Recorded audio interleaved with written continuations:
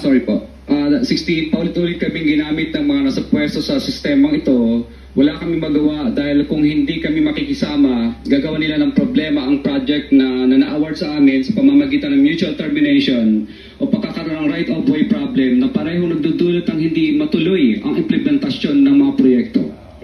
Matapos naming manalo sa mga bidding, may mga opisyal mula sa DPWS ang lumalapit sa amin para humingi at kumuha ng bahagi niya sa halaga ng proyekto. Ang hinihingi nilang porsyento ay hindi bababa sa 10% at umaabot pa sa 25%. Naging kondisyon upang hindi maipit ang implementasyon ng kontrata. Ito ay binibigay namin sa kanila ng cash. Ang bawat transaksyon ay may karampatang voucher at ledger na nagsasaad ng mga araw at kung kailan nila ito natanggap.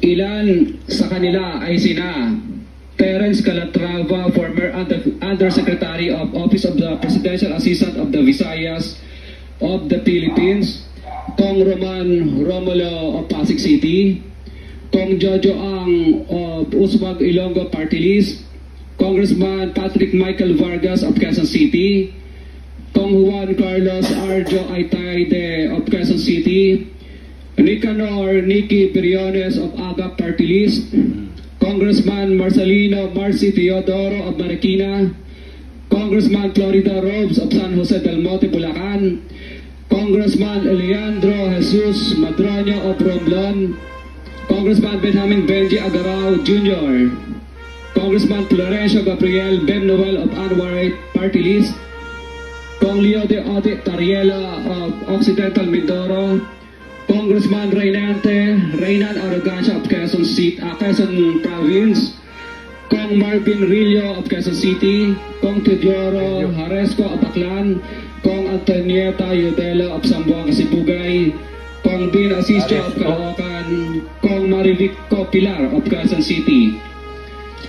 21. Mayroon ding mga kinatawa ng ilang politiko na nakikipagtapos sa amin upang manghingi ng porsyento kapalit ng mga porsyento ng mga proyekto. Ang mga porsyento ito ay 25% ay pinipili sa amin bilang karaniwang kalakaran na wala akong kakainang tanggihan.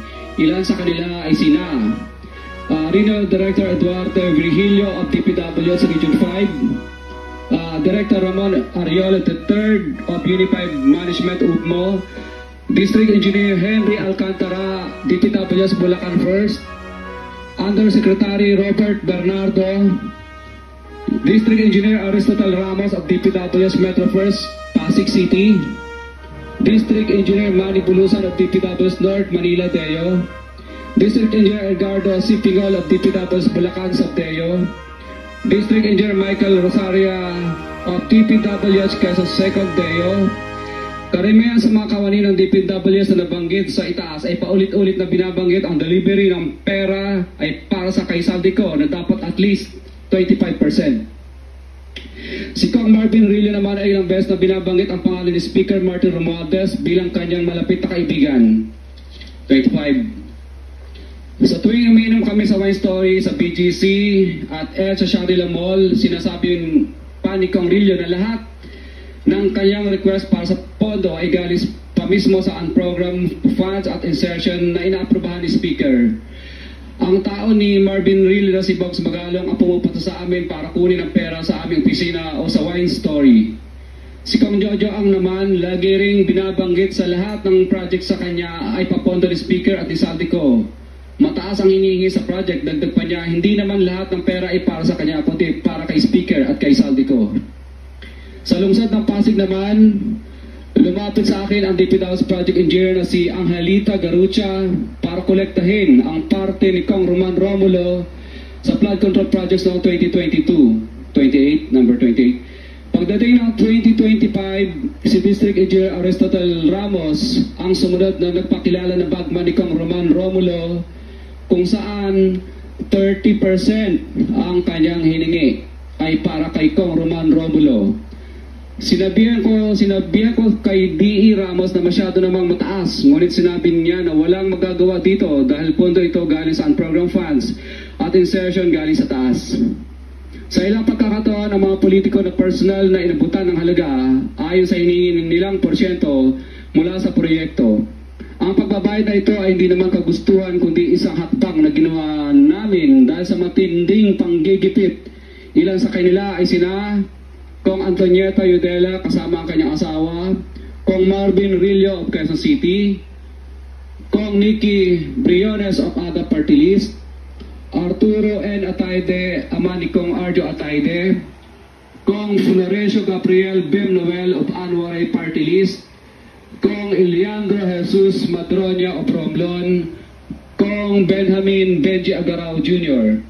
Bagamat naging matinding pagsubok ang kabawasan ng pondo na nakalaan sa proyekto, pilit at matapat namin sinusunod ang bawat espesifikasyon na nakasaad sa Program of Works na nakasaad sa proyekto ng DPWH. Makakasiguro kami na nagawa namin ng maayos at matapat ang bahagi o phase ng proyekto na na-award sa amin. Sa katunayan, hindi kami mababayaran ng DPWH kung hindi ito dumaan at pumasa sa maraming material testing na naaayon sa design ng DPWH. Ina-assess at ini-inspect ng DPWH ang bawat proyekto base sa natapos na parte o accomplishment. Napilitan kami na i-absorb ang kabawasan na ito na nagdudulot ng maliit na kita o pagkalubi sa ilang projects. Para makabawi, ginadamihan na lang namin ang partisipasyon sa mga projects. Taliwas sa mga lumalabas na may mga impormasyon sa publiko, hindi kailanman kami gumawa ng ghost projects. At masugid kami nag-i-inspect sa lahat ng aming mga natapos na projects. Handa po kaming kumistigo ng walang pilit at kusang loob bilang state witness at sabihin ang lahat ng nangyayaring katiwalaan ng Kamara, DPWH at iba pang mga kawani ng gobyerno upang gawin ang tama.